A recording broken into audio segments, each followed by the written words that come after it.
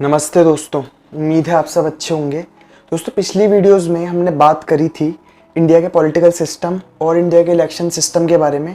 अगर आपने वीडियोस नहीं देखी तो मैं आपसे रिक्वेस्ट करूंगा कि वो ज़रूर देखिएगा, आपको बहुत ही नॉलेज मिलेगी। दोस्तों, अगली कुछ वीडियोज़ में हम जानेंगे कुछ सोशो इकोनॉमिक पॉलिटिकल आइडियोलॉजीज़ के बारे में जिनका आप सभी ने नाम सुना होगा, जैसे कि कैपिटलिज्म, सोशलिज्म और कम्युनिज्म। और लेफ्ट विंग क्या होता है, राइट विंग क्या होता है, ये सब इसी से रिलेटेड है। तो आज हम बात करेंगे सिर्फ कैपिटलिज्म की। सोशलिज्म और कम्युनिज्म की बात हम अगले वीडियोज़ में करेंगे, वरना वीडियो बहुत लंबा हो जाएगा। दोस्तों, कैपिटलिज्म या फिर पूंजीवाद एक ऐसा सोशल, इकोनॉमिक और पॉलिटिकल सिस्टम है जिसके अंदर जो मीन्स ऑफ प्रोडक्शन होते हैं वो प्राइवेटली ओन्ड होते हैं। अब मीन्स ऑफ प्रोडक्शन मतलब जैसे फैक्ट्रीज हो गई जहाँ पे सामान बनता है, एग्रीकल्चरल फील्ड्स हो गए जहाँ पे क्रॉप्स उगती हैं, ऐसे ही डेयरीज हो गई या फिर और भी जितने भी प्रोडक्शन के रिसोर्सेज हैं, ये प्राइवेटली ओन्ड होते हैं। इसका मतलब कि कैपिटलिज्म के अंदर कोई भी अपनी मर्जी से बिजनेस कर सकता है। जैसे मेरा मन है तो मैं एक कंपनी खोल सकता हूँ, कोई भी सामान बेच सकता हूँ, जिसको मर्जी बेच सकता हूँ। ऐसे ही आप भी कोई भी बिजनेस कर सकते हैं, कोई भी ट्रेडिंग कर सकते हैं, किसी से भी ट्रेडिंग कर सकते हैं। तो इस सिस्टम के अंदर कोई कितनी भी वेल्थ एक्यूमुलेट कर सकता है, मतलब कि कोई कितना भी अमीर बन सकता है एक बिजनेस ओनर बन के।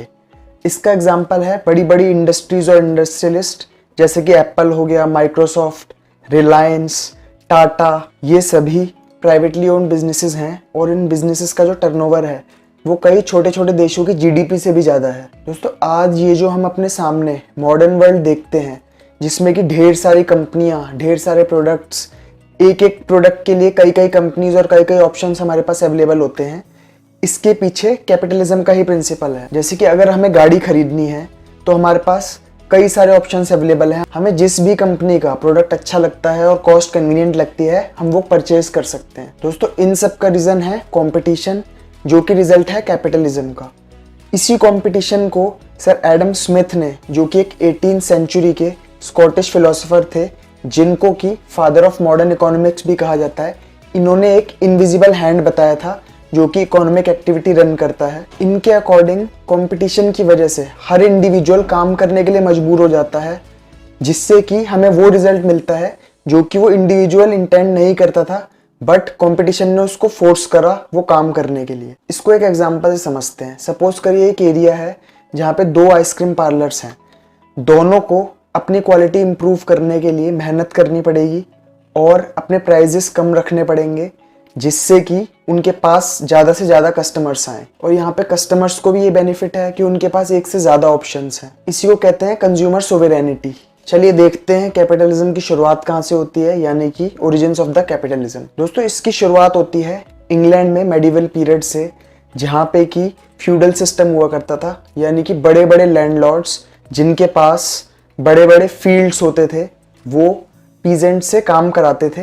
अब इस काम के बदले उन लेबर्स को कोई सैलरी या फिर कोई पेमेंट नहीं हुआ करती थी। उनको इतना राइट था कि वो वहाँ पे एक झोंपड़ी बना के रह सकते हैं और उनको खाना मिल जाएगा। अब इससे उनका सर्वाइवल तो हो रहा था, लेकिन उनको और चीज़ों के लिए बहुत ही स्ट्रगल करना पड़ता था, या उनके लिए नेक्स्ट टू इम्पॉसिबल होती थी अरेंज करनी। इसके बाद बहुत साल स्ट्रगल हुई और स्ट्रगल के बाद रिवोल्ट्स हुए, इवन वहाँ सिविल वॉर जैसी सिचुएशन आ गई थी।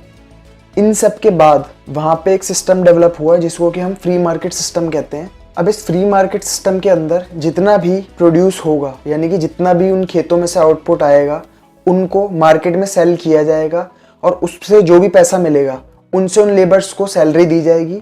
लेकिन इसमें भी जो मेजर प्रॉफिट है, जो मोटा प्रॉफिट है, वो लैंडलॉर्ड रखेगा अपने पास। यहीं से शुरुआत हुई इंडस्ट्रियल कैपिटलिज्म की, जिसमें कि पहले जो सामान घरों में छोटे लेवल पे बना करता था, अब उनको मशीन से रिप्लेस कर दिया गया, यानी कि अब मशीन्स प्रोडक्शन करने लग गई। इससे प्रोडक्शन का स्केल कई गुना बढ़ गया। और इसके बाद देखते ही देखते इंडस्ट्रियल रेवोल्यूशन आई, जिसके बाद मास स्केल पे मैन्युफैक्चरिंग, प्राइवेटली ओन्ड बिजनेसेस और फ्री ट्रेड स्टार्ट हो गया। दोस्तों, एडम स्मिथ की एक बुक है द वेल्थ ऑफ नेशंस, इसमें इन्होंने कैपिटलिज्म के कई प्रिंसिपल्स दिए। चलिए अब कैपिटलिज्म की कुछ कैरेक्टरिस्टिक्स, एडवांटेजेस और डिसएडवांटेजेस देख लेते हैं। कैपिटलिज्म की कैरेक्टरिस्टिक होती हैं, इसमें जो भी मीन्स ऑफ प्रोडक्शन होते हैं, यानी कि जैसे एग्रीकल्चरल लैंड्स हो गई, फैक्ट्रीज हो गई, ये सब प्राइवेटली ओन्ड होते हैं। उसके बाद कैपिटलिज्म का जो पर्पज़ है ये बेसिकली प्रॉफिट मेकिंग के लिए होता है। कैपिटलिज्म को फ्री मार्केट सिस्टम भी कहा जाता है, जो कि एक फ्रेंच वर्ड लेसे फेयर से डिनोट होता है। इसका मतलब होता है लेट इट बी। उसके बाद इसकी अगली कैरेक्टरिस्टिक है कंपटीशन, यानी कि कैपिटलिज्म कंपटीशन को प्रमोट करता है। कैपिटलिज्म के अंदर मिनिमल गवर्नमेंट इंटरफेरेंस होती है, मतलब कि जो सरकार की दखलंदाजी है वो कम से कम होती है या फिर बिल्कुल ना के बराबर होती है। कैपिटलिज्म के अंदर जो भी प्राइजेज होते हैं वो डिटरमाइन होते हैं डिमांड एंड सप्लाई से। तो कैपिटलिज्म के एडवांटेजेस देख लेते हैं। इनोवेशंस, यानी कि इसमें बेटर इनोवेशंस होती हैं। देखिए, जो कैपिटलिज्म की मेन क्वालिटी है ना, वो है कंपटीशन, यानी कि कैपिटलिज्म कंपटीशन को प्रमोट करता है। उसी के कॉन्सिक्वेंसेस में बेटर इनोवेशंस होती हैं, बेटर प्रोडक्ट क्वालिटी होती है और लोग हार्ड वर्क करते हैं। अब इसमें कम्युनिज्म की तरह नहीं है कि लोग कितना भी हार्ड वर्क कर लें सबको सेम ही पे मिलेगा। इसके अंदर जो ज़्यादा हार्ड वर्क करेगा उसको ज़्यादा इंसेंटिव्स मिलते हैं।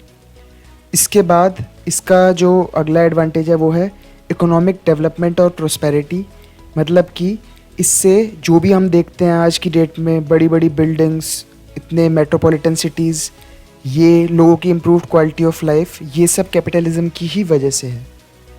अगला इसका एडवांटेज है कंज्यूमर सोवरेनिटी, मतलब कि कंज्यूमर्स के पास एक ही प्रोडक्ट को ख़रीदने के कई ऑप्शंस होते हैं। फॉर एग्ज़ाम्पल, आपको एक शूज़ ख़रीदने हैं तो इस यहाँ पे आपके पास कई ऑप्शंस हैं, आप किसी भी ब्रांड का जाके ख़रीद सकते हैं। कैपिटलिज्म के अंदर आपको प्राइवेट प्रॉपर्टी के राइट्स होते हैं, मतलब कि आप कोई भी प्रॉपर्टी के ओनर बन सकते हैं, यानी कि मालिक बन सकते हैं।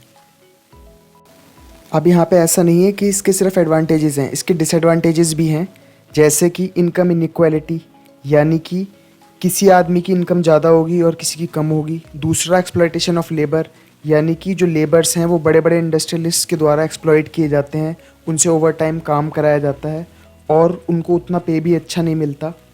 उसके बाद आता है क्लास कन्फ्लिक्ट्स, यानी कि इस सिस्टम में क्लासेस क्रिएट हो जाती हैं, एक रिच क्लास और एक पुअर क्लास, जिनमें कि इवेंचुअली कॉन्फ्लिक्ट्स होते हैं। इसके बाद आता है एक्सप्लॉयटेशन ऑफ नेचुरल रिसोर्सेज। अब क्योंकि इसमें हर इंडस्ट्री जो है वो मैक्सिमम प्रॉफिट जनरेट करना चाहती है, इसीलिए नेचर का एक्सप्लॉयटेशन होता है, जैसे extensive coal mining, extensive fishing और एक्सटेंसिव डिफॉरेस्टेशन प्रोडक्ट्स बनाने के लिए, प्लस जो भी पॉल्यूशन होता है इंडस्ट्रीज़ के रन करने से। इसके बाद आता है क्रिएशन ऑफ मोनोपोलीज़। इसके अंदर क्या होता है, जैसे कोई कंपनी है, उसने कोई टेक्नोलॉजी डेवलप करी, या फिर कोई बहुत ही बड़ी कंपनी है, उसने जो प्रोडक्ट बनाती है ऐसी छोटी छोटी कंपनीज़ को टेक ओवर कर लिया, तो एक मोनोपोली बन जाती है। ऐसी कंपनीज़ जब बहुत बड़ी हो जाती हैं, फिर ये गवर्नमेंट्स को इन्फ्लुएंस करने लग जाती हैं और अपने फेवर्स में पॉलिसीज़ बनवाती हैं। इसका एग्जांपल है जैसे कि बिग टेक कंपनीज़ हो गई या फिर कुछ सोशल मीडिया प्लेटफॉर्म्स हो गए। तो ये मोनोपोलीज़ बनना भी एक सोसाइटी के लिए अच्छी बात नहीं है। अब देखिए, वैसे तो कोई भी सिस्टम अपने आप में परफेक्ट नहीं होता, ऐसे ही कैपिटलिज्म भी परफेक्ट नहीं है, लेकिन ये अपने काउंटर पार्ट जैसे कि कम्युनिज्म और सोशलिज्म से बेटर प्रूव हुआ है, जिसके बारे में हम नेक्स्ट वीडियोज़ में डिस्कस कर लेंगे।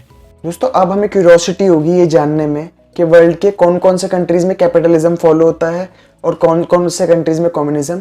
तो मैं आपको बता दूं कि वर्ल्ड का कोई भी कंट्री प्योरली कैपिटलिस्टिक कंट्री नहीं है, लेकिन वर्ल्ड के जो मैक्सिमम कंट्रीज़ के इकोनॉमिक सिस्टम्स हैं, वहाँ पे जो ज़्यादातर प्रिंसिपल्स हैं वो कैपिटलिज्म के फॉलो किए जाते हैं, लेकिन उसमें कुछ कुछ पॉलिसीज़ सोशलिज्म की भी होती हैं। दोस्तों, उम्मीद करता हूँ वीडियो नॉलेजेबल लगा होगा और आपको पता चला होगा कि कैपिटलिज्म किसे कहते हैं। अगर वीडियो अच्छा लगा हो तो चैनल को सब्सक्राइब करिए, वीडियो को शेयर करिए और लाइक करिए। मिलते हैं किसी अगले वीडियो में। जय हिंद।